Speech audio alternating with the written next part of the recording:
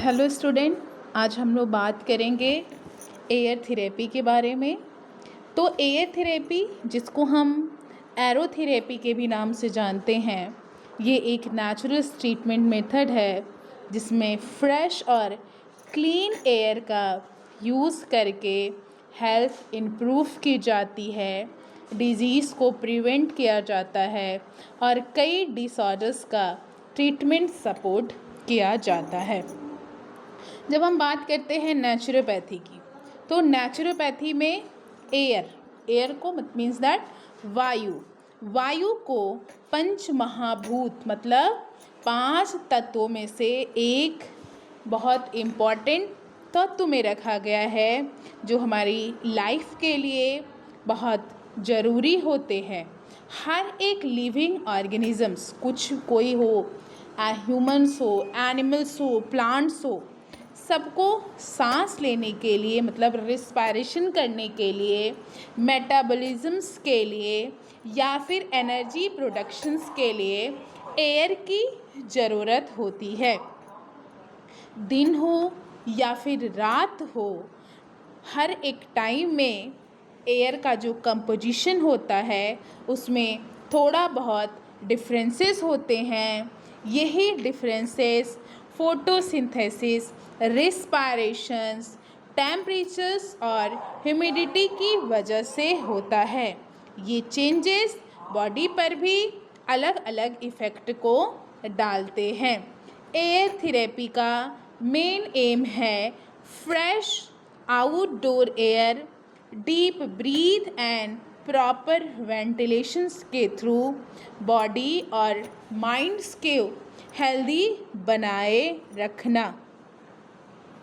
जब हम लोग फिजियोलॉजिकल इम्पोर्टेंस ऑफ एयर की बात करते हैं, तो शरीर में एयर का जो महत्व है वो बहुत इम्पॉर्टेंट है, ज़रूरी है।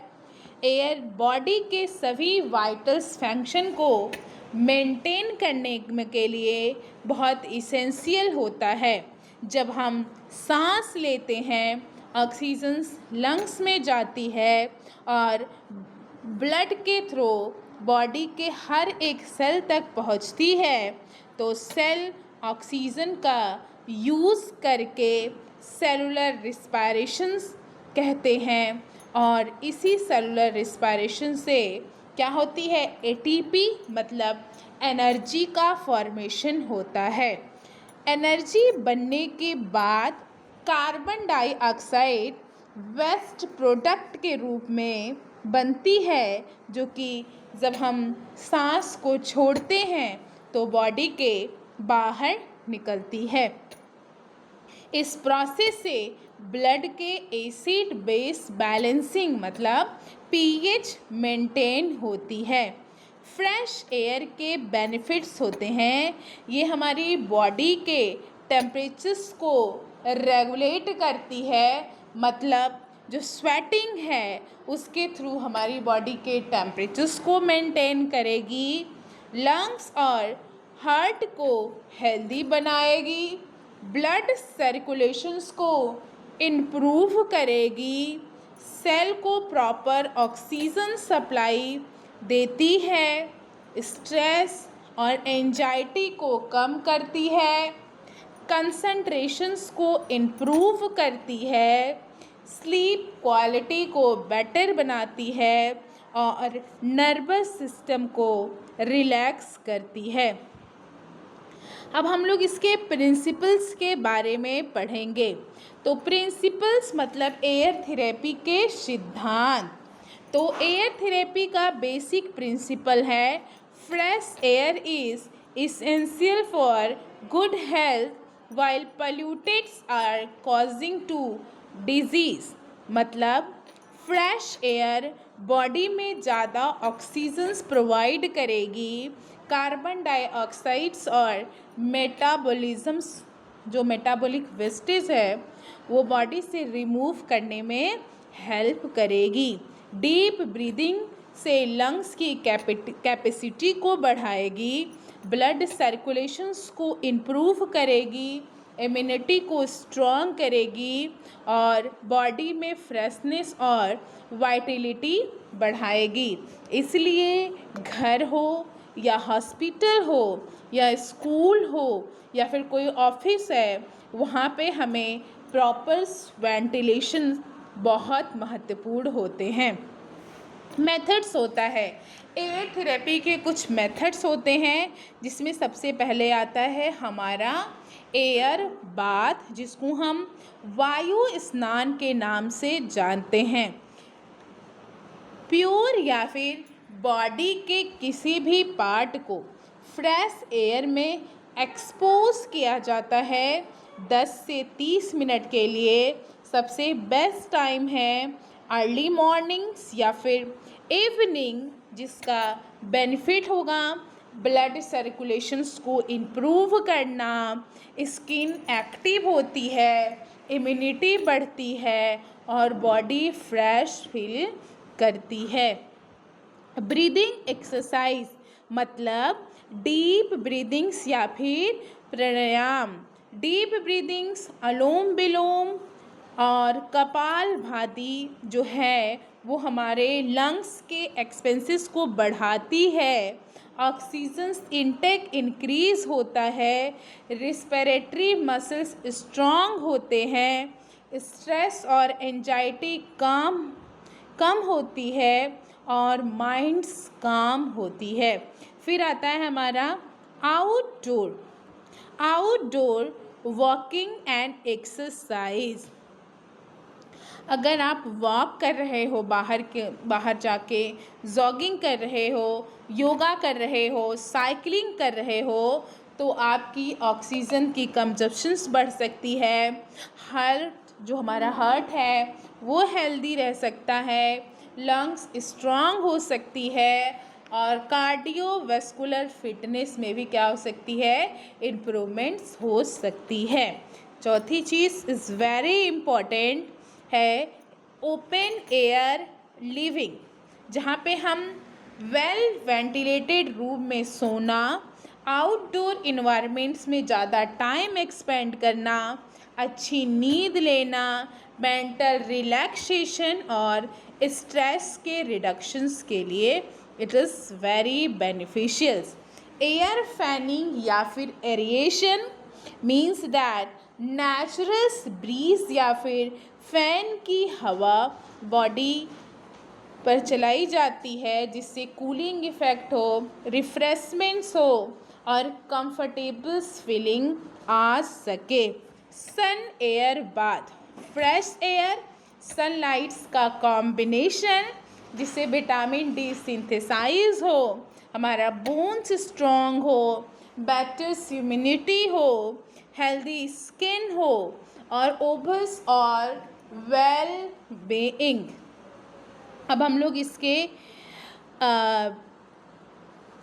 open air livings including sleeping in the well ventilated rooms or sleeping more time in the outdoor promote restful sleepiness, reduce stress and improve mental health।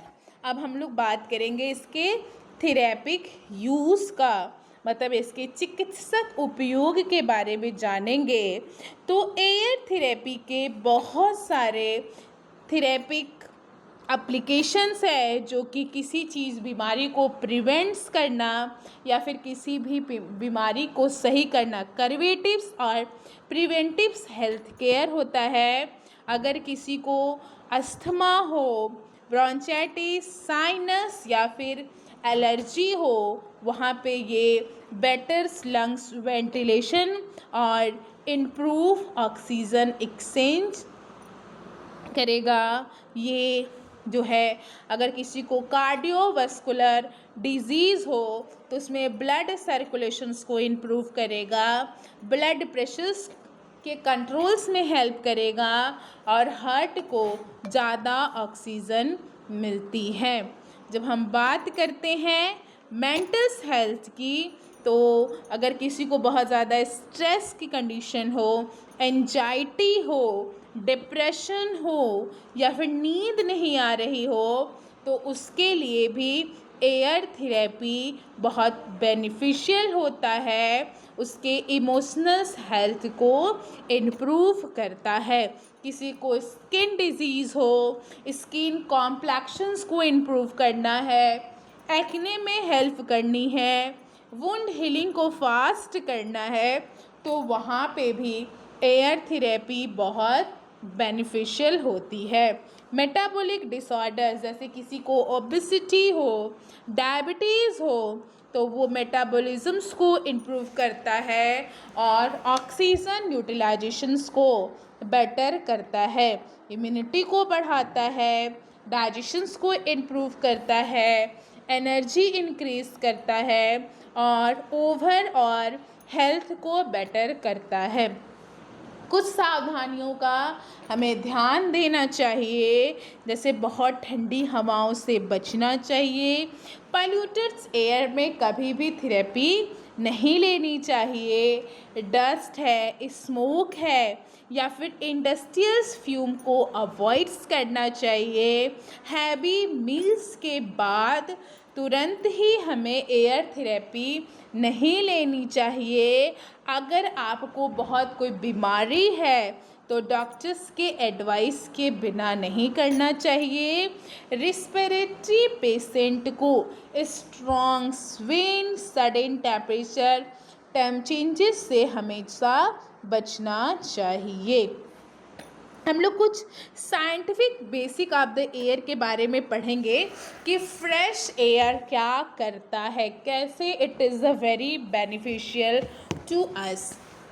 तो ऑक्सीजन इंटेक इंक्रीज करेगा, हमारे सेलुलर रिस्पायरेशंस को improve करेगा, ATP मतलब energy productions को बढ़ाएगा, RBC की oxygen carrying capacity को इम्प्रूव करेगा, पैरासिम्पैथिक नर्वस सिस्टम्स को एक्टिवेट करेगा, स्ट्रेस हार्मोन्स को कम करेगा और हार्ट फंक्शंस को इम्प्रूव करेगा। और यही एयर थेरेपी जब सनलाइट्स के साथ आती है तो विटामिन डी की सिंथेसाइज को बढ़ाएगी, जिससे बोन स्ट्रॉन्ग होंगे और इम्यूनिटी इम्प्रूव होगी।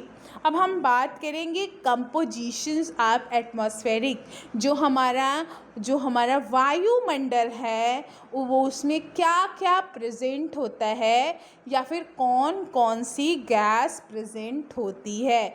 अगर हम बात करें सबसे ज़्यादा इसमें नाइट्रोजन, जो कि 78.09%, ऑक्सीजन 20.95%, उसके बाद carbon dioxide 0.03 to 0.4%, water vapour 1.1 to 5%, और बहुत सारे इसमें अदर गैसेस जैसे कि ट्रेस अमाउंट्स में प्रेजेंट होते हैं। इसमें ऑर्गन्स भी 0.93% प्रेजेंट होता है। नाइट्रोजन का काम होता है ऑक्सीजन्स को डाइल्यूट्स करना, मतलब रैपिड ऑक्सीडेशंस को प्रिवेंट करना, और हमारा ऑक्सीजन का काम है रिस्पायरेशंस और लाइफ के लिए एसेंशियल होना, और हमारे कार्बन डाइऑक्साइड्स का काम है रिस्पायरेशंस को रेगुलेट करना, पीएच को कंट्रोल्स करना, वाटर वेपर का काम है ह्यूमिडिटी और टेम्परेचर्स को रेगुलेट्स करना।